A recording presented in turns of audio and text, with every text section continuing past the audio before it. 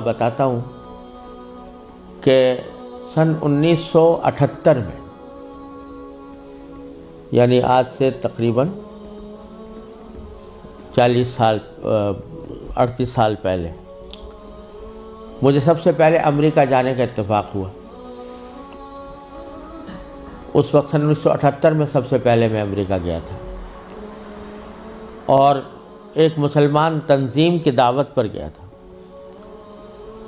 مسلمان تنظیم کا اس وقت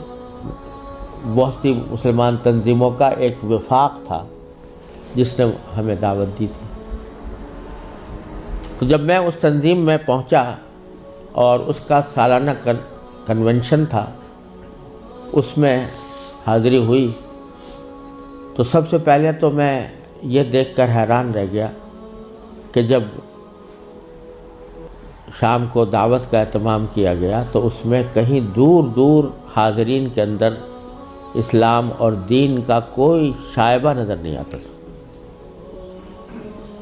خواتین اور نوجوان لڑکیاں وہ مردوں کے ساتھ اور نیم برہنہ لباس میں بیٹھی ہوئی تھی، اور پھر اعلان یہ کیا گیا کہ اگر کسی کو حلال کو کھانا کھانا ہو تو مچھلی استعمال کریں، جس کا مطلب یہ تھا کہ کھانے میں حلال کا بھی کوئی فکر نہیں تھی۔ وہاں بیٹھنا مشکل ہو گیا، ہم لوگ کہیں الگ چلے گئے۔ اس کے بعد معلوم ہوا کہ ایک رقص و سرود کی زبردست محفل منعقد ہوئی۔ ایک بوٹنگ کا پروگرام تھا، اس بوٹنگ کے پروگرام میں سارا جو پروگرام تھا وہ رقص و سرود کی محفل میں گم ہو کر رہ گیا۔ یہ سارے نظارے دیکھنے کے بعد جب مسلمان تنظیم جس نے دعوت دی تھی اس کے سربراہ سے میں نے شکوہ کیا کہ بھائی آپ نے یہ مسلمان تنظیم ہے اور اس میں کہیں دور دور بھی کوئی شائبہ دین کا نظر نہیں آتا، تو آپ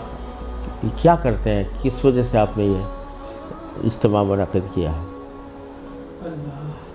تو وہ لبنانی تھے وہ صاحب جن سے میں نے شکوہ کیا، تو اس کے جواب میں ان کی آنکھوں میں آنسو آنے لگے اور کہنے لگے مولانا آپ صحیح کہتے ہیں، لیکن یہ وہ قوم ہے کہ جس کے بارے میں بس ہم اتنا چاہتے ہیں کہ یہ کم از کم اپنے آپ کو مسلمان کہتی رہے۔ یہ اگر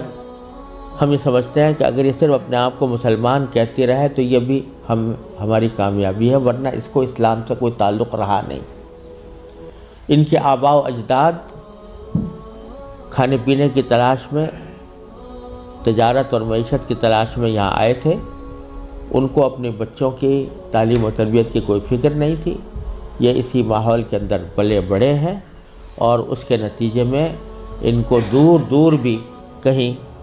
ان کے اندر کوئی شائبہ دین کا نظر نہیں آتا۔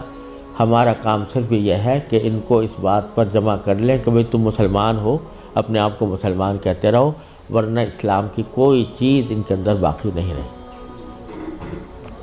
یہ منظر میں نے سن 1978 میں اپنی آنکھوں سے دیکھا اور یہ عبرت ہوئی کہ اگر مسلمانوں نے اپنے بچوں کو، اپنی نسلوں کو صحیح تعلیم و تربیت دینے کی طرف توجہ نہ دی تو اللہ بچائے یہ اس بات کی کا اندیشہ ہے کہ اللہ بچائے جو آنے والی نسلیں ہیں وہ اللہ بچائے مرتد نہ ہو جائیں، اور اگر خدا نہ کرے ہماری اس بے توجہی اور غفلت کی وجہ سے ایسا ہوا کہ ہماری نئی نسلیں گمراہ ہوئیں، غلط راستے پر گئیں، تو اس کا وبال ہمارے اوپر ہو، کیونکہ قرآن کریم کا ارشاد یہ ہے کہ یا ایھا الذین آمنوا قوا انفسکم واہلیکم نارا۔ جہنم سے بچانا صرف انسان کے لیے اپنا فرض نہیں ہے کہ وہ خود اپنے آپ کو بچائے، بلکہ اپنے گھر والوں کو بچانا بھی اس کی اپنی ذمہ داری۔ اور یہ بڑے شرم کی بات ہوگی کہ ہمارے آباء و اجداد نے ہمیں اللہ تعالیٰ کے فضل و کرم سے ایمان اور اسلام کی دولت ورثے میں عطا فرمائی، اور ہم اپنی اولاد کو اللہ بچائے غلط راستے کے اوپر ڈالنے کے ذمہ دار بنے۔ اس سے زیادہ شرم کی، اس سے زیادہ نقصان کی کوئی اور بات نہیں ہو سکتی۔ لہٰذا یہ مسئلہ جس اہمیت کے ساتھ توجہ کا محتاج ہے، اللہ تعالیٰ کا بڑا فضل و کرم ہے، اب حالات میں تبدیلی آ رہی ہے، خاص طور سے انگلینڈ میں اور امریکہ میں بھی اب بہت مسلمانوں کو اس طرف توجہ ہوئی ہے، ادارے قائم ہو رہے ہیں، لیکن جس پیمانے پر ضرورت ہے